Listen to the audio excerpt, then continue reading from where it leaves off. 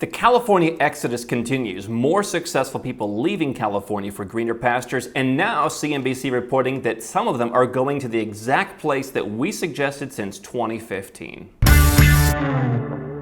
So way back in 2015, when Donald Trump announced he was running for president, I wrote an article at nomadcapitalist.com asking why is it that people always threaten to move to Canada from the United States when their presidential candidate loses? Why wouldn't they talk about moving to Mexico? Better food, better weather, it's a lot easier to get a residence permit. Most Americans just have this idea that they're going to show up at some country's door and just be allowed to work there, be allowed to come in and stay for as long as they want. Like, you see this in television shows. I'm just moving to France. How? Right? Mexico was a lot easier for the average American to move to, and yet people never really talked about it. So I think we're a little bit ahead of our time because now, during the pandemic, you saw so many Americans who have gone down to Mexico for the weather, for the food, to have a taste of more freedom. I saw a lot of Nomad Capitalist fans when I was there. And so now you're seeing the California exodus trickling over the southern border just as we suggested. Now, if it's your first time here, my name is Andrew Henderson. I'm the founder of Nomad Capitalist. We are a boutique consultancy that helps 7- and 8-figure entrepreneurs and investors legally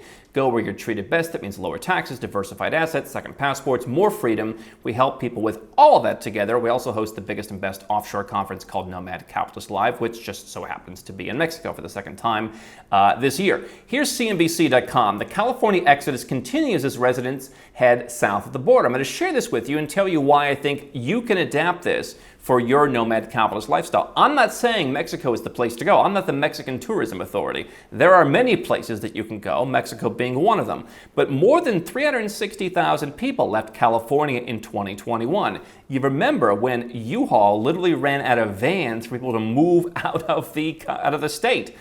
Some are calling it, says CNBC, the California exodus, many leaving for states like Texas, Arizona, and Washington. Added Florida to that list. We see a lot of folks moving to Florida, moving to Miami. And a rising number of former Californians are migrating out of the country altogether and are instead heading south of the border. Many are seeking a more relaxed and more affordable life in Mexico.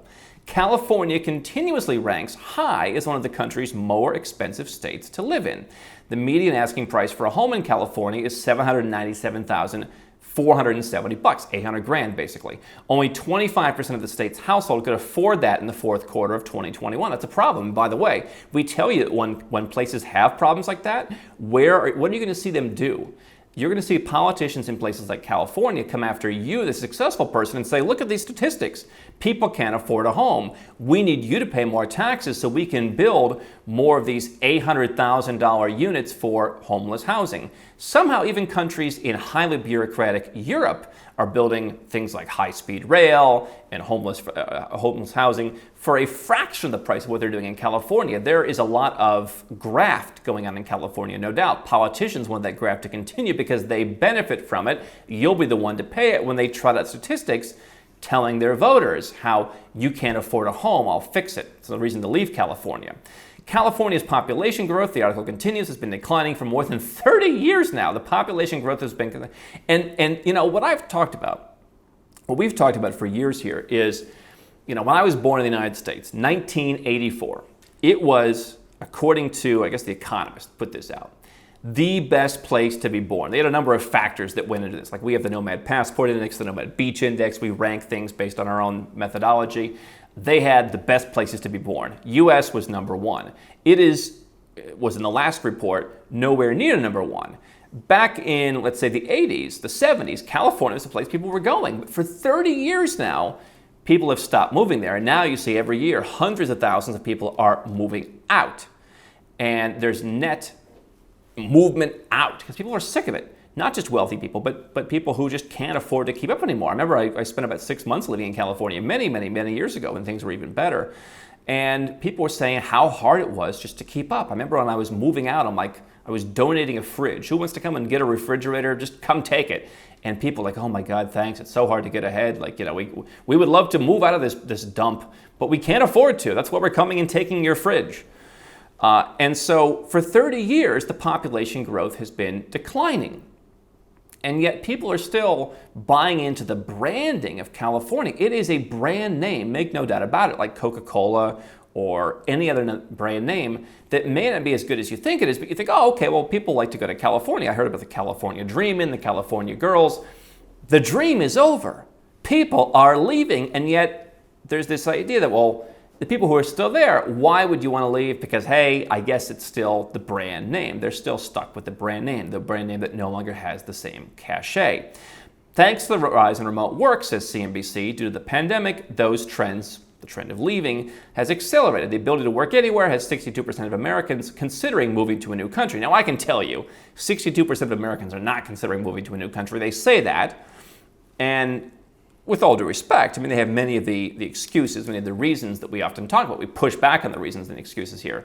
Moving to another country does take a serious amount of get up and go. But I'm glad to hear that people are at least saying they'll do it, because that shows that the writing's on the wall. It shows that the American dream, the California dream, is dead, and 62%. If the place was so great, 62% saying they would move to a new country doesn't mean they will. But it kind of pushes back on the argument that, like, well, everyone from El Salvador is moving here. It can't be that bad. Yeah, okay. People who are making $219 a month and have really not that many other options, very unfortunately, you could argue because of some of the policies of the United States. They want to go and they want to make some money. No doubt people in California are already having trouble, which is kind of the irony of it, that, like, people are coming to a country where, yes, they can make more money, but they're still going to have a hard time getting by.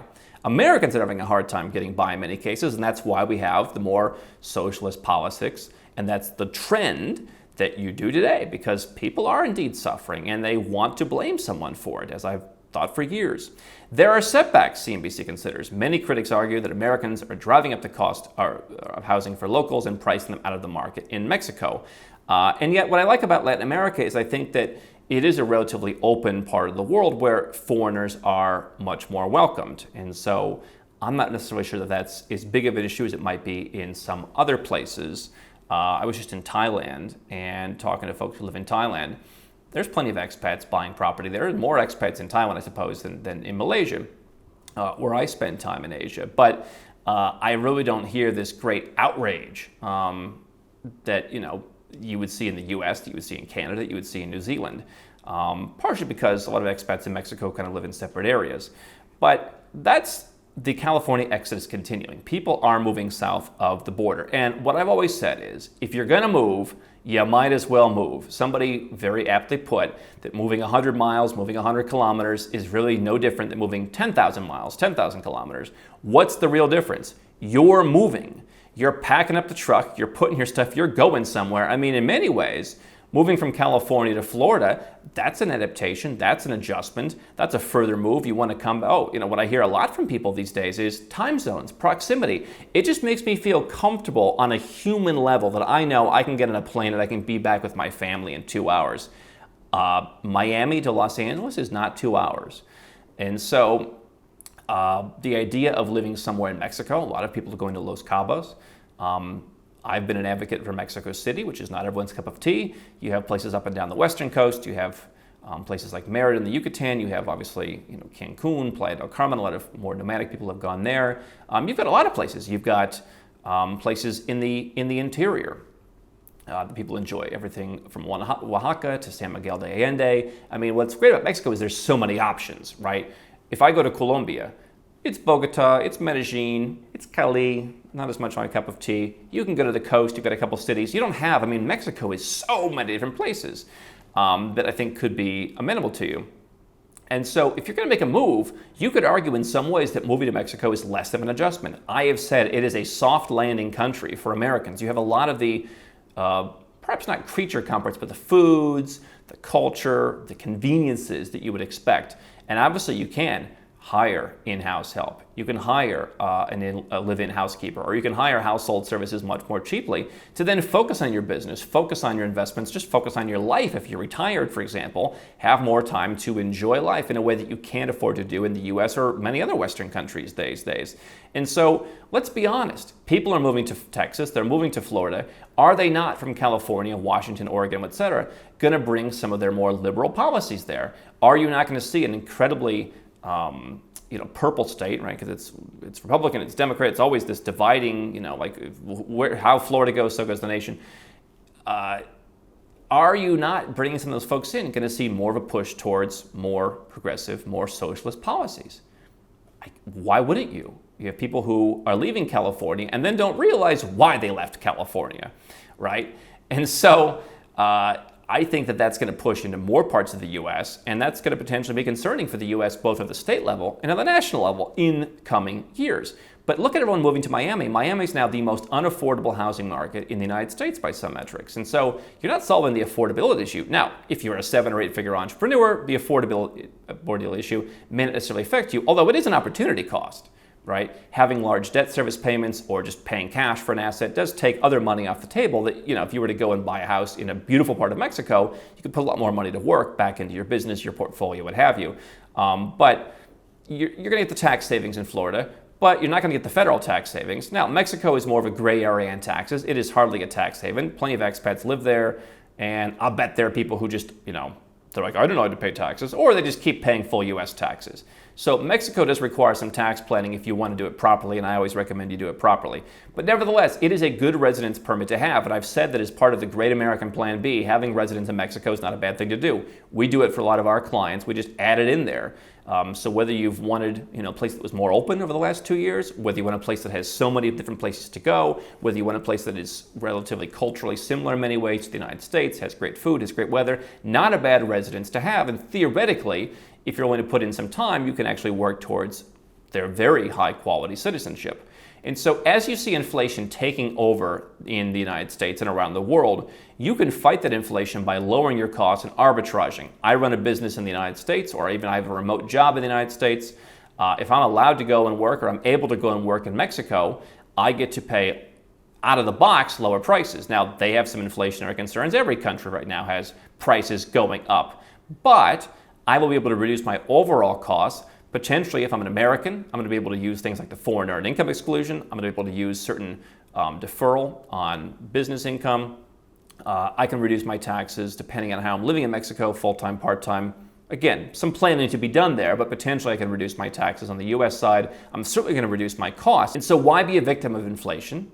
Why be a victim of everything that's going on right now? Use that to your advantage to go where you're treated best. We're seeing now people from California saying, enough with Austin, enough with Miami, enough with Phoenix. I'm just going to take that extra step, which is a little bit more uncomfortable perhaps, but I'm going to live in Mexico where there are plenty of English-speaking communities. I can learn Spanish. It's a very useful language, right? It's closer to where I'm from.